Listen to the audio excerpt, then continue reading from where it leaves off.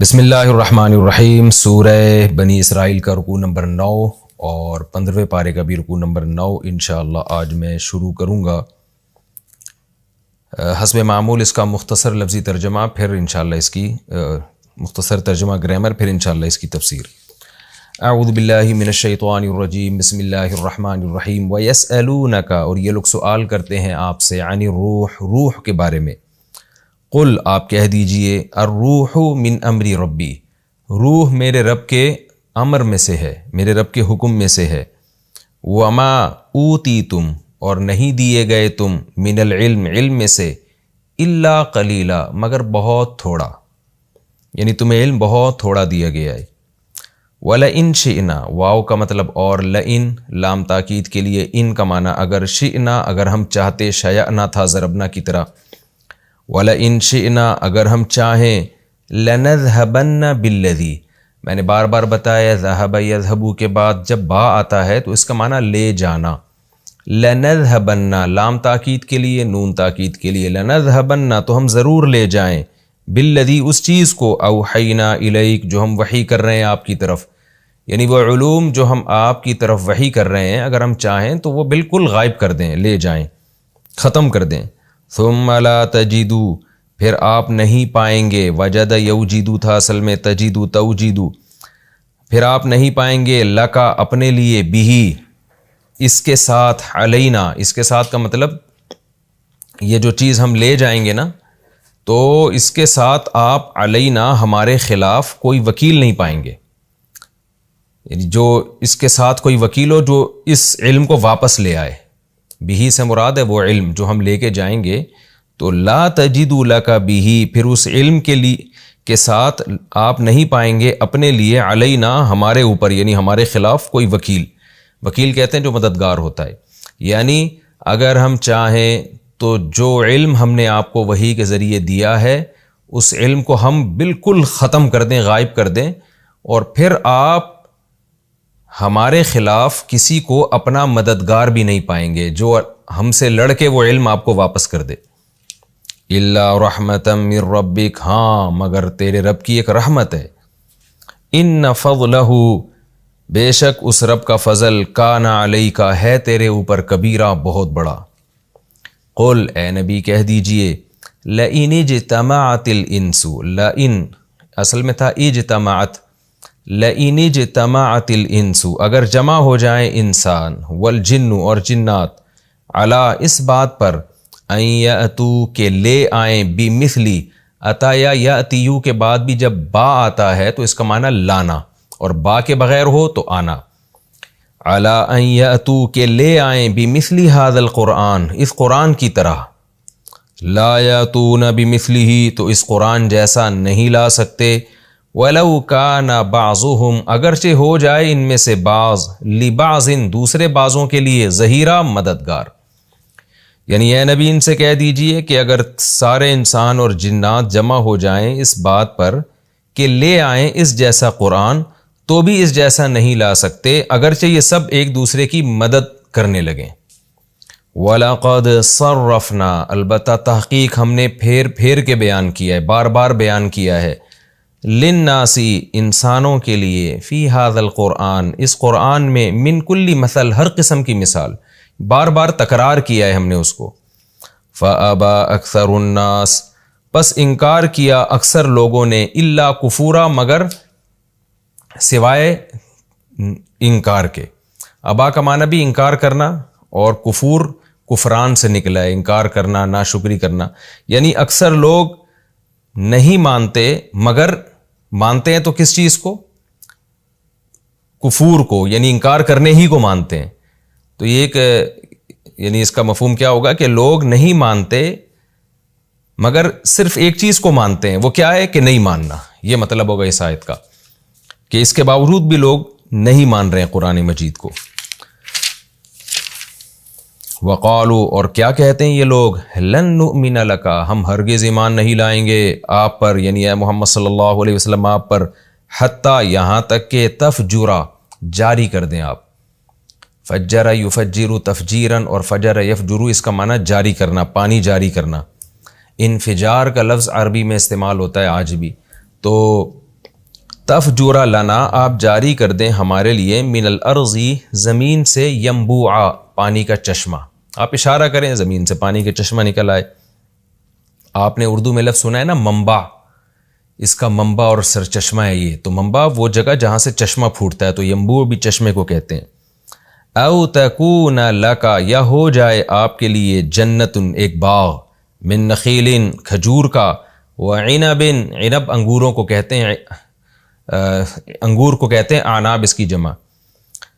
اور یا ہو جائے آپ کے لیے ایک باغ کھجور سے، وعنب اور انگور سے، فتفجر الانہار پھر آپ جاری کر دیں اس میں نہریں، دریا جاری کر دیں، خلالہا اس کے بیچ میں، خلال کسی بھی چیز کے بیچ کو کہا جاتا ہے، ان باغات کے بیچ میں آپ نہریں جاری کر دیں، تفجیرہ خوب جاری کرنا، فجر یفجر تفجیرن یعنی اسی کی تاکید ہے، آپ جاری کر دیں جاری کر کے، یعنی بہت زبردست طریقے سے جاری کر دیں آپ۔ او تسقطا یا گرا دیں آپ، اسقطا یسقط اسقاطا گرانا، اسقاط حمل کا لفظ سنا ہوگا آپ نے، کہتے ہیں نا یہ چیز ساقط ہے تو گرنے کو کہتے ہیں۔ او تسقط السماء یا گرا دیں آپ آسمان کو، کما زعمتا جیسے کہ آپ کا یہ دعویٰ ہے، جیسے کہ آپ کا یہ دعویٰ ہے، علینا ہمارے اوپر، یعنی آپ کا دعویٰ کیا ہے کہ آپ ڈراتے ہیں نا اللہ کے عذاب سے کہ آسمان بھی گر سکتا ہے اور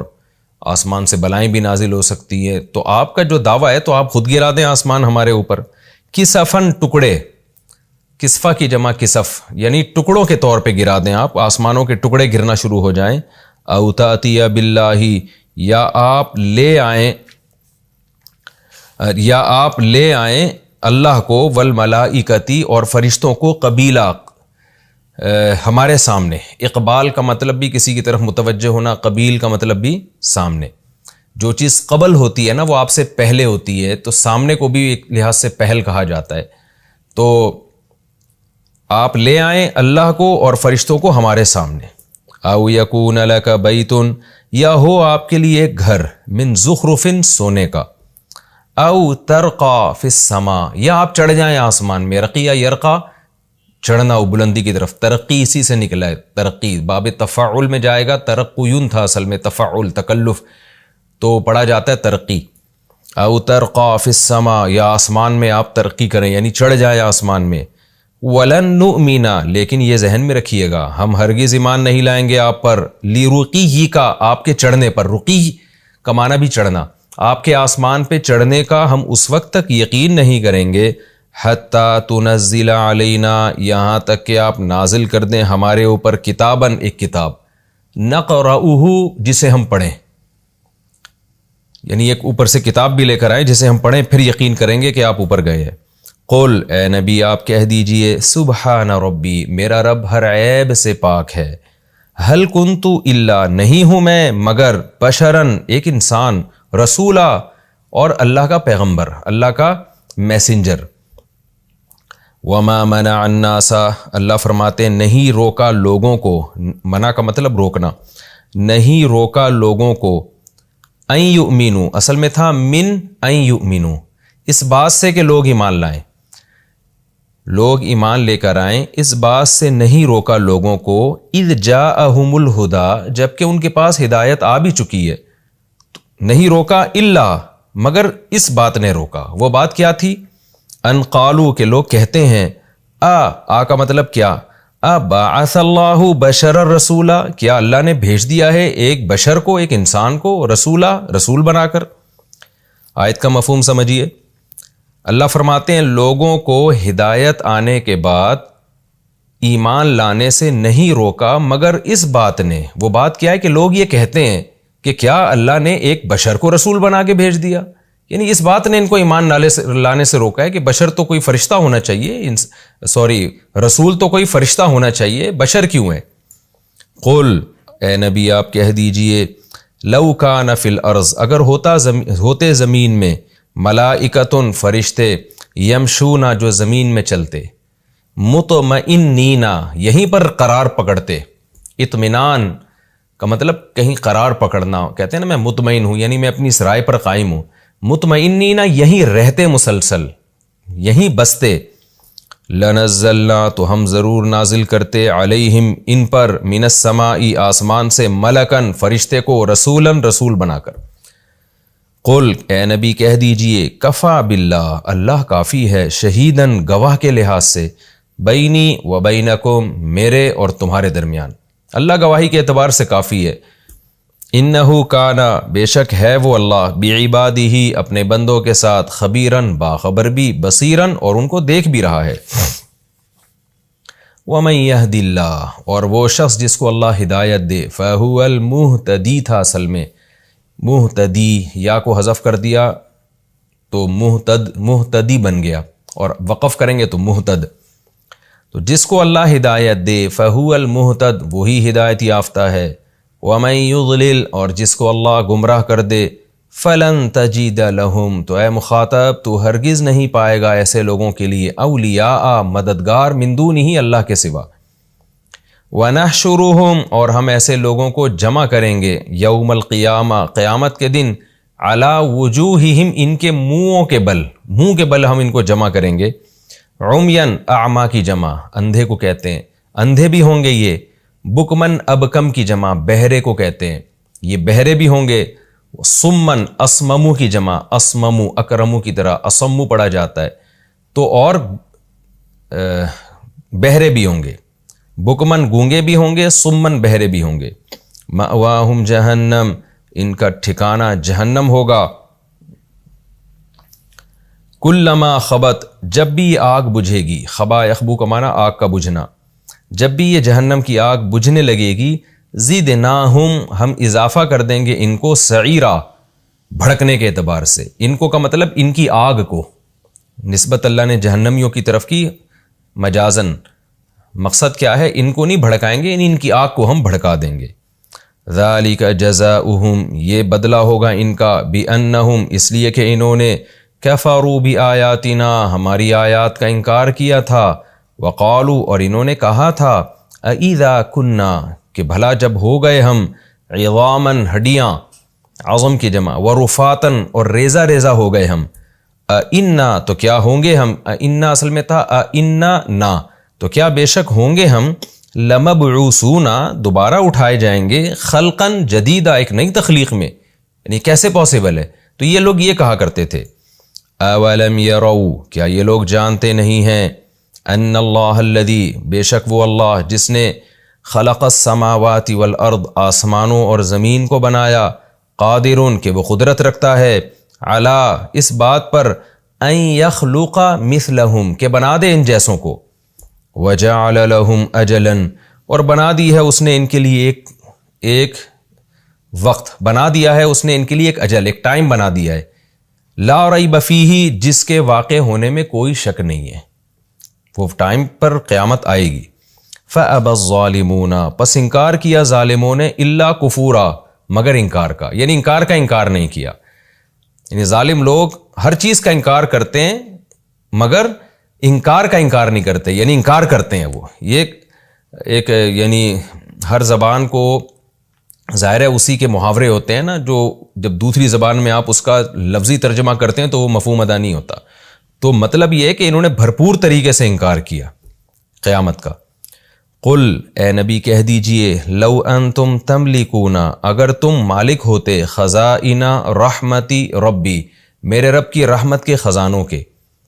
اذن تو اگر ایسا ہوتا، اذ کان کذا اگر واقعی ایسا ہوتا، لامسکتم امسک یمسک کا معنی روکنا، تو تم روک لیتے، ان خزانوں کو روک لیتے، خشیت الانفاق خرچ ہو جانے کے ڈر سے، تمہیں یہ ڈر لگا رہتا کہیں ختم نہ ہو جائیں، وکان الانسان اور ہے انسان، قطوراً روکنے والا مال کو، بخیل، انسان تو ہے ہی کنجوس۔ یہ میں نے 2 رکوع اکٹھے ہی ترجمہ کر دیے، اس رو میں چلتے چلتے نا رکوع ختم ہونے کا مجھے احساس نہیں ہوا، اور اگلا رکوع بھی اس کا بھی لفظی ترجمہ ہو گیا، کوئی بات نہیں، دونوں کی تفسیر بھی ہم ایک ساتھ ہی نمٹا لیتے ہیں، کر لیتے ہیں، یعنی رکوع نمبر 15، رکوع نمبر 10 سورہ بنی اسرائیل کا، اور 15ویں پارے کا بھی رکوع نمبر 10 بھی ہم نے لفظی ترجمہ مختصر گرامر کے ساتھ کر لیا، اب دونوں رکوع کی تفسیر بھی ہم ایک ساتھ ہی کر لیتے ہیں، رکوع بھی مختصر ہے۔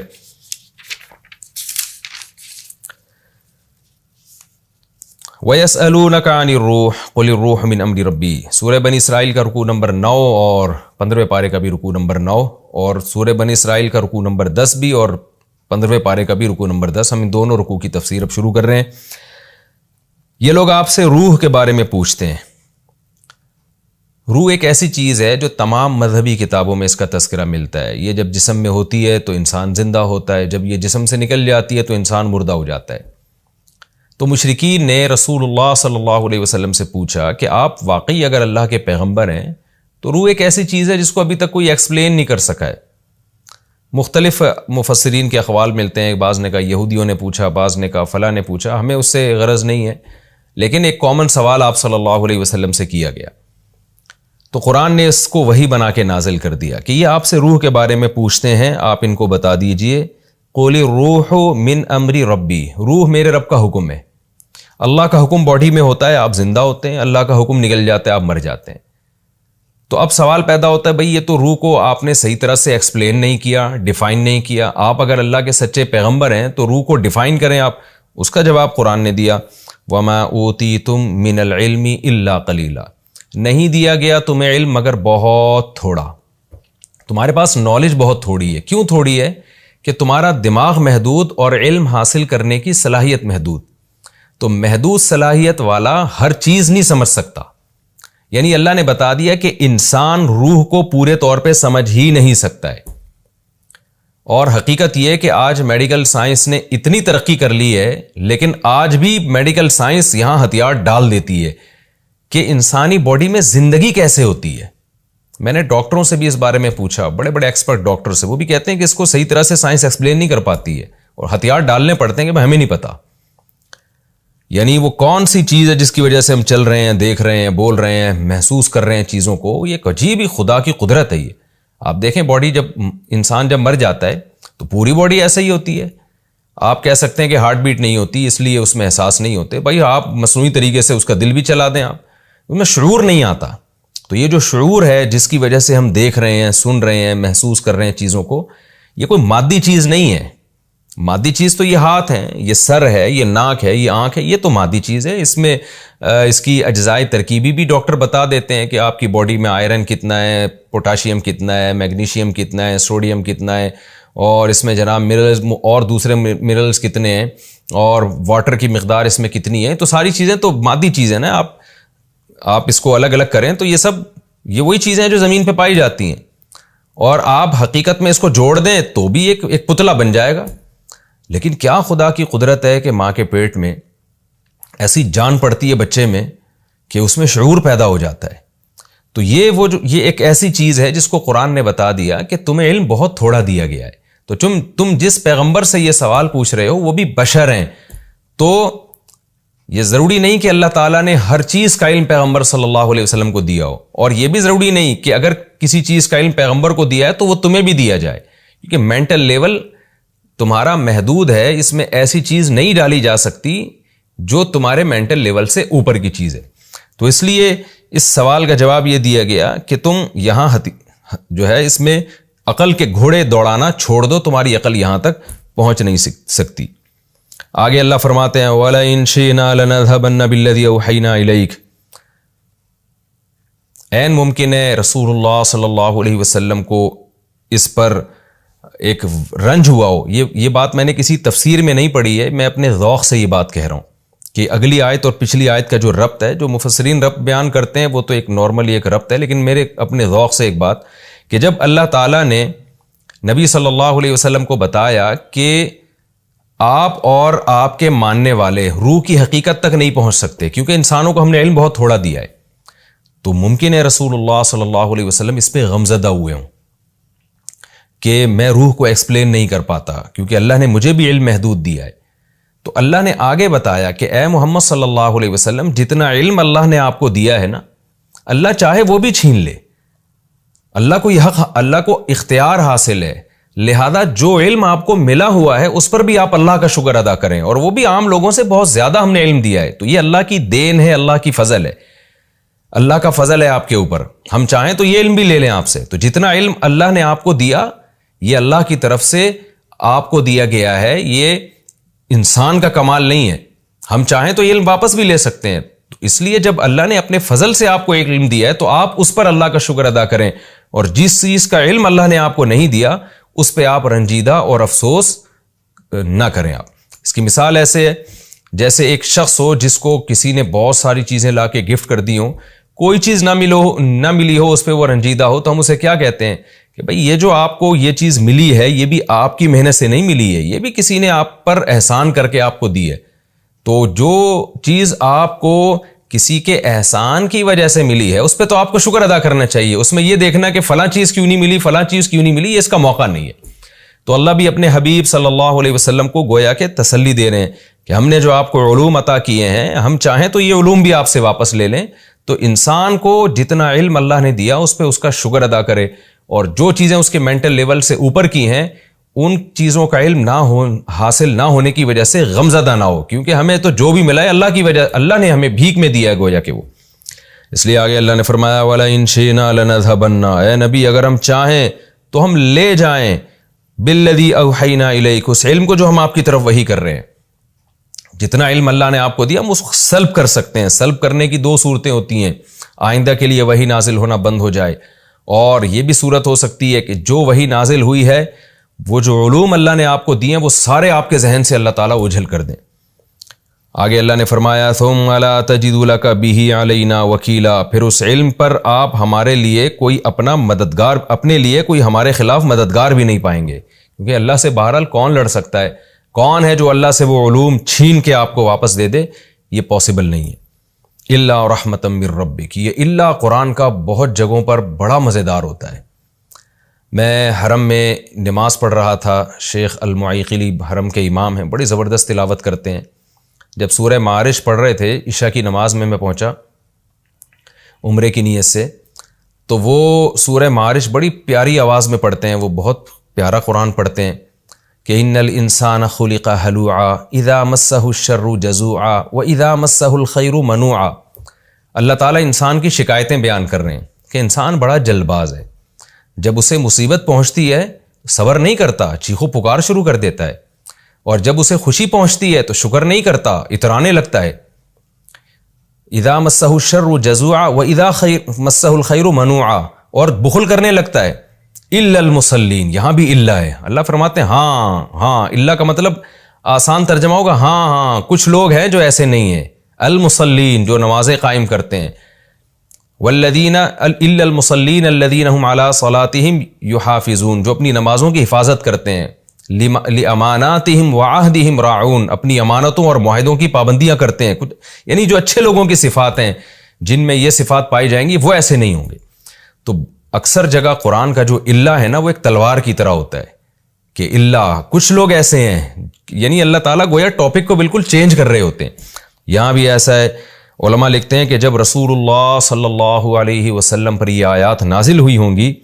تو آپ صلی اللہ علیہ وسلم کا دل کیسے ہل گیا ہوگا کہ اللہ ایک گویا کہ ایک طرح کی صورتاً تو یہ دھمکی ہے کہ اگر ہم چاہیں تو جو علم اے محمد صلی اللہ علیہ وسلم, جو علوم ہم نے آپ کو دیے ہیں ایک سیکنڈ میں سارے ختم کر دیں ہم.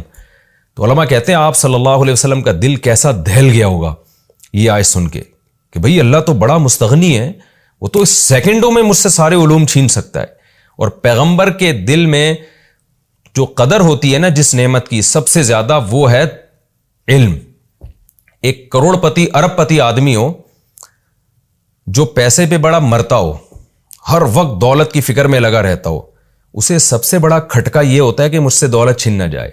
ایسے موقع پہ حکومت, کوئی پاورفل ریاست اس سے آ کے کہے یا بادشاہ اس سے آ کے کہے کہ میں چاہوں تو سیکنڈوں میں تمہاری دولت تم سے چھین لوں, تو آپ سوچئے جو سیٹ جس کے دل میں پیسے کی محبت ہے وہ ویسے ہی ہر وقت ڈرا رہتا تھا جیسے کہ دولت مند لوگ ڈرتے ہیں. جس چیز سے انسان کو محبت ہوتی ہے نا اس کے بارے میں خوف ہوتا ہے کہ چھن نہ جائے. تو وہ پہلے ہی ڈرا بیٹھا تھا کہ یار یہ کہیں اتنی بڑی نعمت مجھ سے چھن نہ جائے, اوپر سے ایک بادشاہ یہ پیغام بھجوا دے کہ میں جب چاہوں تم سے چھین لوں, یہ سب میرے اختیارات میں, تو کیسا ڈر جائے گا کیا, اور وہ تو یعنی اور زیادہ ڈپریشن میں چلا جائے گا. تو پیغمبروں کی نظر میں جو سب سے بڑی اور ویلیویبل نعمت ہے نا وہ علم ہے. پیغمبر دولت پہ نہیں مرتے, وہ تو دنیا کو مسافر خانہ سمجھتے ہیں. تو سوچئے جب رسول اللہ صلی اللہ علیہ وسلم کو اللہ نے یہ آیت سنائی اور آپ پر یہ آیت نازل کی کہ اے محمد صلی اللہ علیہ وسلم اگر ہم چاہیں تو سیکنڈوں کے اندر یہ سارے علوم آپ سے چھین لیں اور پھر آپ کوئی مددگار بھی نہیں پائیں گے اپنا جو ہم سے یہ علوم لے کر آپ کو دے دے، تو کیسی بجلی گری ہوگی سید الانبیاء صلی اللہ علیہ وسلم کے دل پر۔ اس لیے اللہ نے اللہ کی تلوار چلا دی کہ اے محمد آپ غم نہ کیجئے، الا رحمتا من ربک، ہاں تیرے رب کی رحمت، ان فضلہ کان علیک کبیرا، واقعی اس کا فضل تیرے اوپر بہت زیادہ ہے۔ کیا مطلب؟ جس پر اتنا زیادہ فضل ہو اور تیرے رب کی رحمتیں بھی ہوں تو وہ پھر علوم دینے کے بعد چھینتا نہیں ہے۔ تو علماء کہتے ہیں اس اللہ کی تلوار جو چلی ہے نا، اس سے سید الانبیاء صلی اللہ علیہ وسلم کو تسلی حاصل ہوئی ہے کہ میرا رب مجھ سے چھینے گا نہیں ہے، کیونکہ اللہ نے کہہ دیا الا رحمتا من ربک، تیرے رب کی رحمت، ہاں اگر تیرے رب کی رحمت ہو تو پھر یہ نہیں ہوگا۔ اور اگلی آیت میں بتا دیا کہ رحمت ہوگی، کیوں؟ ان فضلہ کان علیک کبیرا، اے محمد صلی اللہ علیہ وسلم بے شک اس رب کا فضل تیرے اوپر کبیرہ بہت زیادہ ہے۔ تو جب جس پر بہت زیادہ فضل ہوتا ہے اس سے اللہ نعمتیں چھینتا نہیں ہے۔ آگے اللہ فرما رہے ہیں قل ان اجتمعت الانس، اے نبی آپ ان سے کہہ دیجئے، اب جو اللہ نے آپ صلی اللہ علیہ وسلم کو علوم دیے ان علوم میں قرآن تو سب سے بڑا علم ہے، اور آپ صلی اللہ علیہ وسلم کے نبی ہونے کی بہت بڑی دلیل ہے۔ تو مشرکین، آپ کو پتہ ہے نا پچھلے سے پچھلے رکوع میں کیا وہ تانے دیا کرتے تھے مشرکین کہ آپ صلی اللہ علیہ وسلم کی نبوت پر اعتراض کیا کرتے تھے، جیسے سورہ بنی اسرائیل میں آیا کہ ان تتبعون الا رجلا مسحورا، تم تو ایک معاذ اللہ ایسے شخص کی اتباع کر رہے ہو جس پہ جادو ہو گیا ہے۔ تو اس طرح کی باتیں کرتے تھے۔ تو اللہ نے بتایا کہ اے مشرکین اگر تم یہ سمجھتے ہو کہ یہ علوم اللہ نے نہیں دیے پیغمبر صلی اللہ علیہ وسلم کو، خاص طور پہ جو قرآن ہے، بلکہ انہوں نے خود سے یہ گھڑ لیا ہے اور نسبت اللہ کی طرف کر رہے ہیں، تو اے نبی آپ ان کو اعلان کر کے بتا دیجئے کہ میں تو اکیلا ہوں نا، میں نے معاذ اللہ فرض کر لو اکیلے یہ قرآن بیٹھ کے بنایا اور یہ آیتیں میں تمہیں سنا رہا ہوں، میں تمہیں چیلنج کرتا ہوں کہ تم اکیلے نہیں، تمام انسان اور تمام جنات مل کے اس جیسا تم بھی قرآن لے آؤ نا، اور تم سب ایک دوسرے کی مدد کرو۔ ایک تو یہ ہوتا ہے نا کہ سارے اپنے طور پہ بیٹھ کے آیتیں بنانا شروع کر دیں، تو کوئی نہ کوئی تو ممکن ہے نکال کے لے آئے ایسی آیتیں۔ بھی سارے شعراء، سارے خطیب جب بیٹھیں گے کہ بھئی ہم بھی ایسا مضمون بنانے کی کوشش کرتے ہیں جس کا انداز بیان ایسا ہو اور اس کے مضامین ایسے ہوں، تو ہزاروں لوگ جب مل کے کام کرتے ہیں تو کوئی نہ کوئی تو کامیاب ہو جاتا ہے نا۔ تو اللہ کہتے ہیں یہ طریقہ بھی اختیار کرو، اور اگر اس میں ناکام ہو جاؤ، کوئی بھی اس جیسا قرآن نہ لا سکے، تو پھر سب مل کے کوشش کرو کہ بھئی ہم ایک دوسرے کو مشورہ دیتے ہیں کہ ایک آیت بناؤ اور پھر بڑے بڑے فصیح اور بلیغ شعراء کو لے کر آؤ، خطیبوں کو لے کر آؤ، ان سے کہو کہ بھئی اس آیت میں بتائیں کہ کیا ہم چینجنگ کریں کہ یہ ایسی بلیغ بن جائے جیسے قرآن کی آیت ہے، اور یہ جملہ، یہ سینٹنس آپ بتائیے، ایسا مضمون ہم پیش کریں لوگوں کے سامنے۔ تو سارے خطیب مل کے جو ہے نا، جیسے اس کی مثال ایسے نا جیسے آپ کوئی بہت بہترین مضمون لکھتے ہیں، میں نے ایک ٹاپک دے دیا کہ بھئی یہ ایک ٹاپک ہے، 1000 طلبہ کو میں نے ذمہ لگا دیا کہ سب اس ٹاپک پر بہت اچھا لکھیں، تو ظاہر ہے ان ہزاروں میں ایک تو ایسا ہوگا نا جو سب سے اچھا ہوگا، تو وہ کتنا اچھا ہوگا۔ تو ایک طریقہ تو یہ ہے چیلنج کا، لیکن قرآن کہہ رہا ہے کہ تم ہزاروں مل کے بھی کرو گے نا تو پھر بھی اتنا اچھا نہیں بنا سکتے جیسا قرآن ہے۔ اور ایک طریقہ یہ میں ایک ٹاپک دیتا ہوں اور 1000 طلبہ کے ذمہ لگاتا ہوں کہ تم سب مل کے ایک ٹاپک لکھو، لہذا جو الگ الگ ٹاپک پر جب تم نے مضمون لکھا ہے تو سب ایک دوسرے کو سے کریکشن کرواؤ، اور کریکشن کر کے بلاغت کی انتہا تک پہنچا کے ایک مضمون لے کر آؤ۔ تو سارے مل کے بھی ایک مضمون ایسا نہ بنا سکیں، تو سوچئے کہ پھر یہ چیلنج کتنا بڑا چیلنج ہوگا۔ یعنی سب مل کے آپس میں بیٹھ کے مشورہ کریں، بھئی یہ جو ہم نے اس ٹاپک پر جو مضمون لکھا ہے، دوسرا کہے اس میں یہ خرابی ہے، اس جملے کو یوں کر لو تو زیادہ بہتر ہو جائے گا، سب کے مشورے شامل ہو کے بھی ایک ایسا مضمون نہ لکھا جا سکے تو یہ کتنی بڑی شکست ہوگی۔ تو قرآن دونوں طرح کے چیلنج یہاں پیش کر رہا ہے۔ قل اے نبی ان سے کہہ دیجئے لئن اجتمعت الانس والجن علی ان یأتوا بمثل هذا القرآن، اگر جمع ہو جائیں انسان اور جنات علی اس بات پر ان یأتوا بمثل هذا القرآن کہ اس جیسا قرآن لے کر آ جائیں، یعنی کتاب لے کر آ جائیں، لا یاتون بمثلہ، تو نہیں لا سکتے۔ یہ بھی عجیب بلاغت ہے قرآن کی۔ ایک تو آپ جب کسی کو چیلنج کرتے ہیں تو چیلنج کا ایک طریقہ یہ ہوتا ہے کہ آپ اس کو چیلنج دے دیتے ہیں کہ تم کر کے دکھاؤ، اگر تم نے کر لیا تو ہم ہار مان جائیں گے، اور اگر نہیں کر سکے تو مان لینا کہ بھئی ہم جیتے تم ہارے۔ لیکن ایک چیلنج وہ ہوتا ہے خبر دی جاتی ہے کہ ہم پہلے سے بتا رہے ہیں کہ یہ پاسبل نہیں ہے۔ جب آپ کو اپنی فتح کا 100% یقین ہوتا ہے نا، تو پھر آپ کے چیلنج کا اسٹائل اور انداز یہ ہوتا ہے کہ بھئی میں تمہیں چیلنج کر رہا ہوں اور میں تمہیں پہلے بتا دوں کہ 100% ہارنا تم ہی نے ہے۔ تو قرآن کا یہ دوسرا انداز ہے، قرآن خبر دے رہا ہے، چیلنج کے انداز نہیں کر رہا کہ تم بھی کرو ہم بھی کرتے ہیں، ہم تو لا رہے ہیں تم بھی لے کر آؤ تو دیکھتے ہیں ایسا پاسبل ہے یا نہیں ہے، اگر پاسبل نہیں ہے تو مان لینا، پاسبل ہو گیا تو نہ ماننا۔ لیکن قرآن خبر دے رہا ہے، لا یاتون بمثلہ، اے نبی آپ ان کو خبر دے دیئے کہ یہ پاسبل ہی نہیں ہے۔ وَلَوْ كَانَ بَعْضُهُمْ لِبَعْضٍ ظَهِيرًا، یہ انفرادی طور پر یہ محنت کریں یا ایک دوسرے کے ساتھ مددگار بن جائیں تو بھی ممکن نہیں ہے یہ۔ وَلَقَدْ صَرَّفْنَا لِلنَّاسِ فِي هَذَا الْقُرْآنِ، اے اللہ یہ چیلنج تو قرآن میں کئی بار دے چکا ہے، اور جو آیتیں تو پیش کر رہا ہے جس طرح سے، یہ آیتیں تو بار بار درس میں آ رہی ہیں، تو اس کا قرآن نے جواب دیا، البتہ تحقیق ہم نے لوگوں کے لیے، انسانوں کے لیے اس قرآن میں آیتوں کو پھیر پھیر کے بیان کیا ہے۔ پھیر پھیر کا مطلب مختلف انداز سے انہی مضامین میں تکرار کی ہے، اس کو ریپیٹ کیا ہے، تاکہ لوگوں کی سمجھ میں بات آئے، تاکہ لوگ اس پر ایمان لے کر آئیں۔ لیکن اللہ فرماتے ہیں من کلی مثل، ہر طرح سے کی مثالوں کو ہم نے بار بار ریپیٹ کیا ہے مختلف انداز سے۔ صرفنا کا معنی ہوتا ہے مختلف انداز سے پھیر پھیر کے بیان کرنا۔ فَأَبَى أَكْثَرُ النَّاسِ، اللہ شکایت کر رہے ہیں لیکن اکثر لوگ سوائے انکار کے کسی اور آپشن کو قبول نہیں کرتے، وہ پھر بھی انکار کر رہے ہیں اس قرآن مجید کا۔ وقالوا، اور کیسے بیہودہ اعتراضات کرتے ہیں سید الانبیاء محمد صلی اللہ علیہ وسلم پر۔ ہم ان کے سامنے یہ آیتیں پیش کر رہے ہیں کہ ان کا جواب لے کر آؤ، لیکن وہی ایک ضد اور ہٹ دھرمی والی بات، وہ کیسے مطالبے کرتے ہیں، لن نؤمن لک، اے محمد صلی اللہ علیہ وسلم ہم آپ پر ایمان نہیں لے کر آئیں گے، حتی تفجر لنا من الارض ینبوعا، آپ معجزے دکھائیں ہمیں، آپ جب تک زمین پہ اشارہ کر کے ہمارے لیے چشمہ جاری نہیں کر دیتے اس وقت تک ہم ایمان نہیں لے کر آئیں گے۔ یا پھر ایک اور کام کریں آپ، او تکون لک جنہ، آپ کے لیے ایک باغ ہو، آپ تو مسکین ہیں، غریب ہیں، پیون زدہ کپڑے پہنتے ہیں، گھر میں 40 دن آپ کے چولہا نہیں جلتا، تو آپ کے لیے ایک باغ ہونا چاہیے، اشارہ کریں باغ پیدا ہو جائے، من نخیل، کھجور کا، وعنب، انگوروں کا۔ عرب میں سب سے زیادہ مرغوب پھل جو تھے وہ کھجور اور انگور تھے، بہت زیادہ کھایا بھی کرتے تھے، انگور پیدا ہوتا تھا طائف میں اور کھجور تو پورے عرب میں ہی پیدا ہوتا تھا۔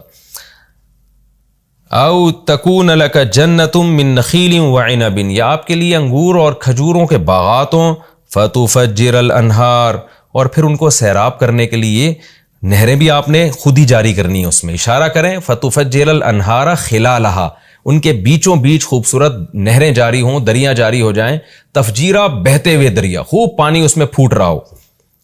او تسقط السماء، دوسرا یہ جو آپ بار بار کہتے ہیں نا کہ اللہ کا عذاب آئے گا عذاب آئے گا، تو کما زعمتا، جیسے کہ آپ کے دعوے ہیں نا اس حساب سے آپ ایسا کریں کہ پتہ نہیں کب آئے گا عذاب، آپ خود کیوں نہیں گرا دیتے آسمان ہمارے اوپر، معاذ اللہ، آپ گرائیں آسمان ہمارے اوپر کسفن ٹکڑوں کی شکل میں، آسمان کے ٹکڑے آ کے ہم پہ گرنا شروع ہو جائیں۔ او تاتی باللہ، یا جس اللہ کی آپ بات کرتے وہ تو ہمیں نظر ہی نہیں آتا، اس کو تو ہم نے دیکھا نہیں ہے۔ او تاتی باللہ، آپ لے آئیں اس اللہ کو، والملائکۃ، اور فرشتوں کی بات کرتے ہو آپ، وہ بھی ہمیں نظر نہیں آتے، قبیلہ ہمارے سامنے لا کے دکھائیں آپ۔ آج یہی اعتراضات ملحد اور جو سائنس پرست لوگ ہیں نا، بالکل یہی اعتراضات آج وہ مذہب پہ کرتے ہیں کہ ہم نے نہ اللہ کو دیکھا، ہم نے نہ فرشتوں کو دیکھا، تو ہم کیسے ایمان لے آئیں۔ قرآن نے ان تمام باتوں کا کیا جواب دیا، وما اوتیتم من العلم الا قلیلا، کہ آج بھی انسان کو نا اپنی سائنسی ترقی پہ بہت ناز ہے، جو کائنات میں جتنا علم ہے نا انسان اس کے 0.0001% تک بھی نہیں پہنچا ہے، لیکن اتنے تھوڑے علم پہ تکبر اتنا ہے کہ خدا کی آنکھوں میں آنکھیں ڈال کے بات کر رہا ہے، اور اپنے بنانے والے کا اور اس کے پیغمبروں کا انکار کر رہا ہے، اور ان سچے پیغمبروں کی باتوں کا انکار کر رہا ہے۔ تو یہ جیسے پہلے مشرکین کا جو انداز تھا آج بھی وہی انداز ہے آج کے ملحدین کا۔ اللہ کہتا ہے او یکون لک بیت من زخرف، یا ایک اور بات ہم آپ سے چاہتے ہیں کہ آپ کے لیے ایک گھر ہو سونے کا. آپ تو بھائی اللہ کے لاڈلے ہو نا، آپ کہتے ہو میں اللہ کا لاڈلا پیغمبر ہوں، تو یہ غربت میں کیوں آپ کا وقت گزر رہا ہے؟ سونے کے آپ کے پاس محلات ہونے چاہیے. او ترقی فی السماء، دوسرا یہ کہ آپ کے تو اللہ سے اتنے تعلقات ہیں اور آپ اللہ کے محبوب ہو، اور ظاہر ہے جب آپ پیغمبر ہو تو آپ کے پاس تو بڑی طاقتیں ہوں گی، تو آپ آسمان پہ کیوں نہیں چلے جاتے؟ ہمارے سامنے آپ جائیں، آسمان کو چھو کے آئیں. وَلَن نُؤْمِنَ لِرُقِيِّكَ، اور پھر بطور مذاق کے یہ بھی کہتے تھے کہ اے محمد صلی اللہ علیہ وسلم، یہ نہ سمجھنا کہ آپ آسمان پہ چلے گئے اور نیچے آ گئے تو ہم مان جائیں گے، کیونکہ معراج پہ تو نبی نے دعویٰ کیا تھا نا میں آسمان سے ہو کے آیا ہوں. تو یہ نہ سمجھ لینا کہ آپ چلے گئے اور نیچے آ گئے تو ہم مان لیں گے، نہ نہ نہ نہ. حتیٰ تنزل علینا کتابا، ہم اس وقت تک نہیں مانیں گے جب تک آپ ہمارے اوپر ایک کتاب لے کر نہ آئیں، نقرأہ، جس کو ہم پڑھیں، اپنی آنکھوں سے دیکھیں. اس کتاب سے یا تو قرآن مراد ہو سکتا ہے کہ جبریل کیوں لے کر آ رہے ہیں، آپ آسمان پہ جاؤ، اللہ آپ کو کتاب دے، ہم دیکھیں لے کر آ رہے ہیں اور پھر لے کر آئیں تو ہم پھر مانیں گے واقعی اللہ نے دی آپ کو. یہ تو آپ پہ جبریل آ رہا ہے، نہ جبریل ہمیں نظر آتا ہے نہ وہی ہمیں نظر آتی ہے. اور دوسرا اس کتاب کا مطلب دستاویز ہو سکتی ہے کہ آپ آسمان پہ جائیں تو خدا کی طرف سے کوئی سرٹیفکیٹ ملے، آپ کو دستاویز ہو جس پہ اللہ کے سائن ہو، جیسے عربوں میں عادت تھی مہر ہو، ہمیں یقین آ جائے کہ واقعی آپ اللہ سے ملاقات کر کے آ رہے ہو. تو ورنہ ایسا نہ ہو نظر کا دھوکہ ہوگا، پھر تو یہ ہو سکتا ہے نظر کا دھوکہ ہو جائے ہمیں. تو ایسے جائیں اور ہمارے سامنے یہ سب چیزیں لے کر آئیں. تو ہمارے نبی کو اللہ حکم دے رہا ہے کہ ان سب باتوں کا ایک جواب دیں. آپ کیسے آرے چلتے ہوں گے رسول اللہ صلی اللہ علیہ وسلم کے دل پہ جب ایسے بیہودہ اعتراضات ہوتے ہوں گے، اور نبی کا ویژن کتنا کلیئر. جب ایسے مطالبے کیے گئے، ایک ہی بات کہ میں بشر ہوں، میں انسان ہوں، میں پیغمبر ہوں، میں اللہ کا پیغام تم تک لے کر آیا ہوں، میں نے خدا ہونے کا دعویٰ تھوڑی کیا ہے. تو قل، اے نبی ان سے کہہ دیجئے سبحان ربی، میرا رب ہر عیب سے پاک ہے. میں یہ سارے کام کرنے لگوں تو تم تو مجھے کو خدا بنا لو گے. میں تو انسانوں کو خدا سے ملانے آیا ہوں، نہ کہ خدائی کا دعویٰ کرنے آیا ہوں. تو سبحان ربی، میرا رب ہر عیب سے پاک ہے، میں اس کے فضائل سنانے کے لیے آیا ہوں، اس کی توحید بیان کرنے کے لیے، اس کی طاقت قدرت بیان کرنے کے لیے آیا ہوں. یہ سارے کام میں کرنا شروع کر دوں تو تم تو مجھے خدا مان لو گے. اور الوہیت کا دعویٰ میں تھوڑی کر رہا ہوں. اگر میں اپنے بارے میں دعویٰ کروں، دیکھیں دلیل ہمیشہ دعوے پہ دی جاتی ہے. اگر کوئی دعویٰ کرے کہ میں خدا ہوں تو اس کے ذمہ دلیل یہ ہے کہ وہ اپنی طاقت کا مظاہرہ کرے. اگر کوئی دعویٰ کر رہا ہے کہ میں ڈاکٹر ہوں تو دلیل کیا ہے کہ وہ لوگوں کا علاج کر کے بتائے. اگر کوئی یعنی جو بھی آپ کا جس ہنر کا بھی آپ دعویٰ کرتے ہیں نا، تو لوگ آپ سے اس پر دلیل مانگتے ہیں کہ یہ ہنر آپ میں ہے، اس کی کیا دلیل ہے آپ کے پاس. تو یہاں بھی یہی انداز ہے سید الانبیاء صلی اللہ علیہ وسلم کا کہ اللہ آپ سے کہہ رہے ہیں کہ آپ نے خدا ہونے کا دعویٰ تو نہیں کیا نا. جو رب خدا ہونے کا دعویٰ کرتا ہے وہ اپنے طاقتور ہونے کے دلائل دیتا ہے کہ اس نے آسمان بنائی، آسمان بنایا، زمین بنائی، اور یہ ساری چیزیں اس نے بنائی ہیں. تو آپ صاف طور پہ کہہ دیجئے سبحان ربی، میرا رب ہر عیب سے پاک ہے. هل كنت الا بشر رسولا، نہیں ہوں میں مگر ایک انسان، رسولہ اللہ کا پیغمبر ہوں. تو انسان یہ سارے کام نہیں کر سکتا، میں نے خدا ہونے کا دعویٰ نہیں کیا. یہ ہمارا رکوع کمپلیٹ ہو گیا. اگلے رکوع کا لفظی ترجمہ، مختصر گرامر بھی ہو چکی، اور اس رکوع میں بھی چند باتیں بہت اہم ہیں. ان میں ایک اہم بات جو ہے نا کہ وما اوتیتم من العلم الا قلیلا. آج بھی بہت سی باتیں ایسی ہیں جو ہمارے مینٹل لیول سے اوپر کی ہے، ہمیں اس کی گہرائی میں نہیں جانا چاہیے، اور اپنی صلاحیتوں کو، ان چیزوں کو سمجھنے میں برباد بھی نہیں کرنا چاہیے. یہ جو ڈارون نے نظریہ پیش کر دیا نا کہ انسان بندر سے وجود میں آئے، یہ بھی ایسی چیز ہے. سائنس کے ذریعے ہم یہ اندازہ لگا نہیں سکتے کہ انسان کی ابتدا کیسے ہوئی، یقینی طور پر اندازہ لگانا ناممکن ہے. تو اس کا اصل جواب یہ تھا کہ کہہ دیتے ہمیں نہیں پتا کیسے پیدا ہوا. تو اب ہم پیغمبروں سے پوچھیں گے جن کے برحق ہونے کی دلیل قائم ہو چکی ہے. تو اگر آپ پیغمبر کی سیرت پہ اور ان کی تعلیمات پہ غور کرتے ہیں تو آپ کا دل گواہی دے گا کہ یہ اللہ کے بھیجے ہوئے پیغمبر ہیں. تو پھر ان کی خبر پہ آپ کو یقین کرنا پڑے گا کہ انسانیت کی ابتدا آدم سے ہوئی ہے. یہ میں فرض کر لیتا ہوں کہ اگر مان لیا جائے کہ انسانیت کی ابتدا آدم سے ہونا، یہ سائنس سے ثابت نہیں ہوتا، ورنہ حقیقت یہ کہ تھوڑی سی کھوپڑی انسان استعمال کرے تو یہ سائنس سے یہ بات ثابت ہوتی ہے. آج اتنی آبادی ہے اور اس آبادی کو آپ پیچھے لے کر جائیں تو یہ گراف ایسے جائے گا قلت کی طرف. تو بہت جلد یہ اوپر جا کے یہ ایک انسان پہ جا کے ختم ہو رہا ہے. گراف کے ذریعے کتنی چیزوں کو سمجھایا جاتا ہے نا کہ جیسے سائنسدان کہتے ہیں نا بگ بینگ تھیوری کہ یہ کائنات پھیل رہی ہے، تو پھیلنے سے اندازہ ہوا کہ کسی وقت سکڑی ہوئی تھی یہ، تو یہ سائنس سے ہی ثابت ہوا ہے کہ یہ سکڑی ہوئی تھی، بعد میں پھیلی ہے، کیونکہ پھیلتی چلی جا رہی ہے، اس کا مطلب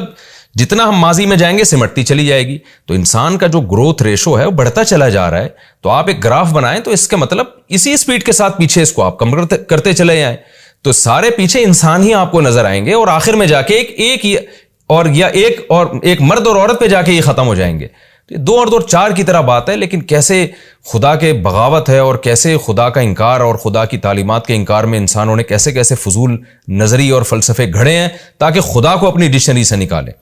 تو یہ ہمارا رکوع الحمدللہ کمپلیٹ ہو گیا. اگلے ایپیسوڈ میں انشاءاللہ میں سورہ بنی اسرائیل کا رکوع نمبر 10